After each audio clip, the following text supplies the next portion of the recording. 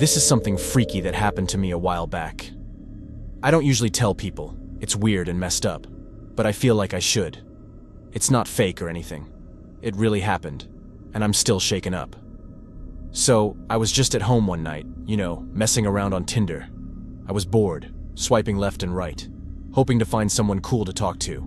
Then I matched with this woman, Jessica. She was, wow, stunning. Her pictures looked so good, almost too good, like she could be in ads or something. I thought, no way this is real. But then she messaged me. "Hey cutie," she wrote. I was like, whoa, okay, maybe I'm in luck. We started chatting, and it went on for a week. She seemed so into me, kept asking stuff about my life, like, "What's your job?" Or, "Got any brothers or sisters?" I told her I work with computers, and she was all, "Oh, that's awesome, you're so smart." She even remembered dumb stuff, like how I don't like loud neighbors. My upstairs guy stomps around like an elephant sometimes. It felt good, like she actually cared. Then she said we should meet up at this coffee shop downtown. I was nervous. Haven't dated in forever, but excited too. I got there early, grabbed a caramel latte, and sat by the window. The place was chill. Wooden tables, soft music, that coffee smell everywhere. Only a few people were around. I kept checking my phone, waiting. She didn't show. After 20 minutes, I got a text. "Stuck in traffic, running late." I was like, okay, fine. But then, I noticed this guy across the room. He was staring at me, hard, and, I think he was taking pictures with his phone. It creeped me out. I tried to ignore it, but he wouldn't stop. Finally, I got up. "Hey man, what's your problem?" I said, probably louder than I meant to. He jumped a little, then showed me his phone. I thought you were someone else," he mumbled. On the screen was a Tinder profile, with my face. But it wasn't mine. The name was Mike, and it said he was a doctor. I'm not a doctor. There were pictures of me I'd never seen. I just stood there like, what the hell? He said, "You've been texting me for months, said your mom was sick. I sent you thousands of dollars." I couldn't even speak. "That's not me," I said. "Someone's using my pictures." He got mad. "You're lying. You're Mike," he yelled. I showed him my ID, different name, but he didn't care. "You look just like him," he kept saying. I freaked out and left.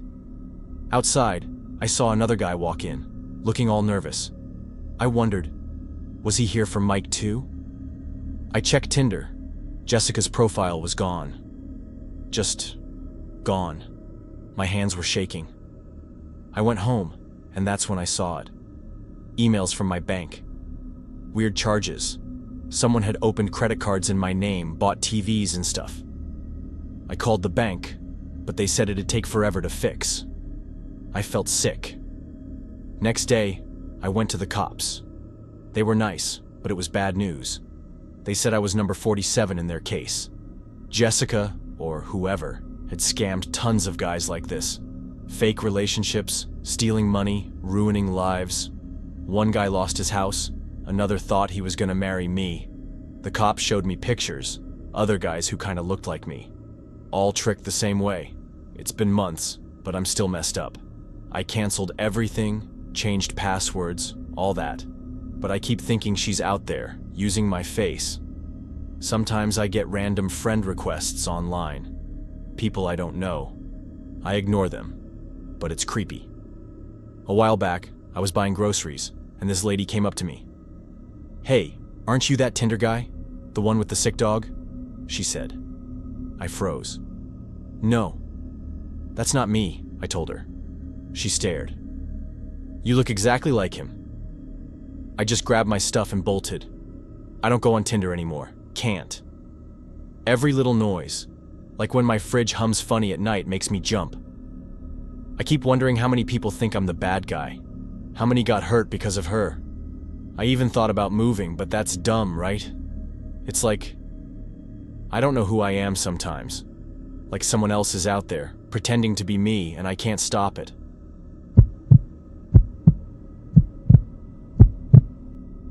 It's something I still think about way too much, and it's kind of hard to talk about without getting nervous. But I'll try. I was bored one Tuesday night, just scrolling on Tinder, swiping left, swiping right, nothing special.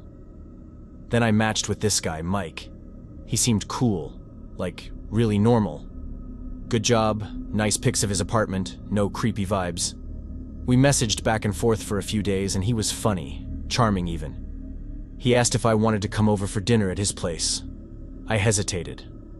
'Cause, meeting a stranger and all, but he seemed legit, so I said yeah. His apartment was in this fancy complex downtown, the kind with a buzzer and a security guy at personally. Felt safe enough. When I got there, though, it was weird. The elevator ride up took forever, creaking like it was about to break. I knocked on his door, and Mike opened it with this big grin. "Hey, come on in," he said, all cheery. But as soon as I stepped inside, I got this funny feeling. The place was nice, fancy couch, big TV, but it smelled kinda musty, like no one had opened a window in weeks. And the walls, they were covered with photos. Not just a few, but tons of them. Families, couples, random people smiling. None of them were Mike. I pointed at one, some lady with a kid, and asked, who's that?" He just laughed, kinda quick, and said, "Oh, those? They came with the place. Haven't taken them down yet." It didn't make sense, but I didn't push it. We sat down for dinner. Pasta with some sauce he made. It was good, actually, but I couldn't relax. Then I heard this noise. A little scratch, scratch, scratch coming from the closet by the kitchen. I froze mid-bite and said, "You hear that?" He shrugged, all casual.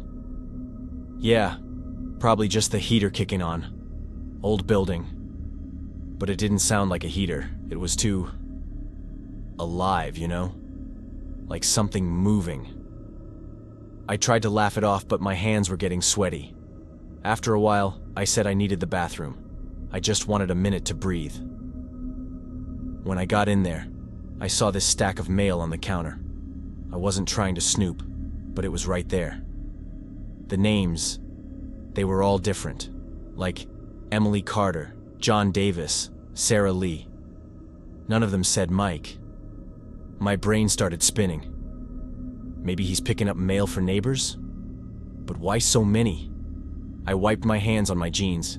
They were shaking now, and went back out. "I think I gotta go," I said, trying to sound chill. "Got work early tomorrow." He stood up fast, too fast, and stepped between me and the door. "Oh, come on. Stay a bit longer. I got dessert, chocolate cake." His voice was all friendly, but his eyes, they were locked on me, unblinking. I forced a smile and said, "No, really, I'm tired." He didn't move. "Just one slice," he said, stepping closer. I could smell his breath, garlic and something sour. My heart was pounding so loud I thought he'd hear it. "Please, I need to go," I stammered, pushing past him. He grabbed my wrist, not hard, but enough to stop me. "You sure?" he said, staring. I yanked my arm free and bolted out the door, practically tripping over my own feet. I didn't stop moving till I was in my car, doors locked, engine on. I kept checking the rearview mirror, expecting him to be there, but the street was empty. When I got home, I couldn't sleep. My dog was whining at the window for no reason, which he never does, and it freaked me out more. The next day, I called the apartment complex. My hands were shaking again while I dialed. "Hi, can you tell me about the guy in 5B, Mike?" The lady on the phone paused. "There's no Mike here. That's Emily Carter's place, but she's been missing for 2 weeks. Police are looking into it." I almost dropped the phone. "Missing?" I whispered. "Yeah," she said. "You okay?" I didn't know what to say, so I hung up. Later, I saw it on the news. Cops arrested some guy linked to missing people. They showed his picture. It was Mike, They said he'd been using apartments of people he'd hurt, luring women there. I couldn't watch the rest. I just sat there, staring at my coffee table. I'd left my jacket at his place that night. Still had my favorite hair tie in the pocket. Dumb thing to think about, but it popped into my head. Now, I don't know. I keep hearing that scratching noise in my head, like it's stuck there.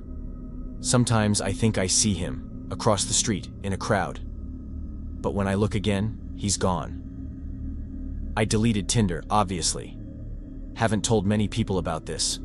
Feels too crazy. But the other night my phone rang. No caller ID. I picked up and it was just silence.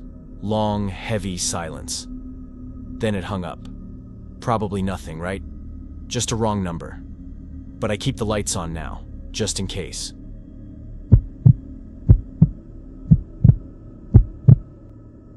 I gotta tell you about this thing that happened to me a while back. Still freaks me out when I think about it. I'm just a regular person, okay? Live by myself in this little apartment in the city. I do some graphic design stuff on my computer for work, so I'm home a lot. Got this old rug in the living room that my cat Milo keeps scratching up. He's a gray tabby, always running around, making the floor creak at night. Milo's my buddy, though, curls up on my lap while I work, purring away. Used to be comforting, you know? Anyway, last year I was messing around on Tinder. Been alone too long, you know? Thought maybe I'd find someone cool. That's when I matched with this guy, David. His pictures were unreal.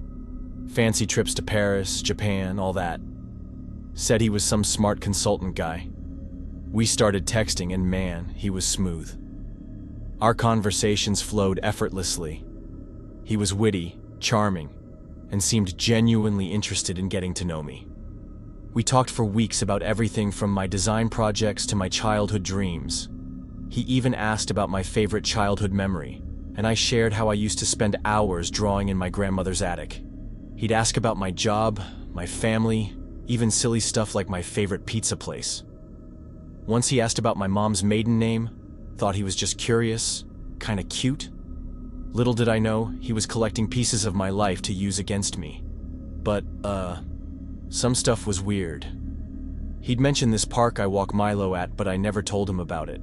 Or my pizza spot with the goofy neon sign. I swear I didn't say that either. I just laugh it off, thinking, oh, I must have forgot I mentioned it. Dumb, right? So we planned to meet at this nice restaurant downtown. I was all nervous, got myself a new shirt and everything. Got there, and he's waiting. Tall, good-looking, big smile, just like his pics. The restaurant was cozy, with dim lighting and soft jazz playing in the background. I felt a flutter in my stomach as we shared stories and laughter. But then, the conversation took an unexpected turn. He started asking about my financial situation, my bank, my savings, even my investment plans. I felt a twinge of discomfort, but brushed it off, thinking he was just being practical for a potential future together. Told him I was saving for a new phone. So stupid. Halfway through, he says he's hitting the bathroom. I wait. 5 minutes, 10, 20, nothing. I'm sitting there, feeling off, you know? Check my phone, no texts. Look around, he's gone. Then I see it. My bag's not on my chair anymore. My heart's pounding. I ask the waiter, "You see my bag?" He's clueless. I call David, number's dead. Tinder, profiles vanished. Panic set in as I rushed home, my mind racing with worst-case scenarios. I tore through my apartment, hoping against hope that I had somehow left my bag behind. But it was nowhere to be found. My wallet, ID, keys, everything was gone. I felt violated, as if my entire life had been stripped away in an instant. Next few days, total mess. My cards get maxed out. Bank accounts empty. Someone's taking loans with my name. I'm losing it. Go to the cops, show them his pics. They check and say every photo's from some Instagram model. David wasn't real. But whoever he was, he wrecked me. Here's the kicker. He knew everything. My schedule, where I go, my mom's maiden name, all from our chats and my social media. He'd been digging into my life, and I didn't even see it. Now, I'm paranoid. Get these creepy texts sometimes, just random emojis, weird dots. Change my locks, got a camera, but I still jump when Milo knocks over a toy at night. Those floor creaks used to be funny, now they scare me. Milo, my once comforting companion, now seems to sense my anxiety, his playful antics only amplifying my unease. I quit dating apps. Can't trust anyone new. He didn't just take my cash, he took my peace. I've learned a harsh lesson about trust and the dangers of the digital world. It's a slow process, but I'm trying to rebuild my life, one cautious step at a time. I've become more vigilant, more aware of the information I share online. And while the scars remain, I'm determined to not let this experience define me. After all, there are still good people out there. I just need to be smarter about finding them. Guess that's what you get for trusting some stranger online.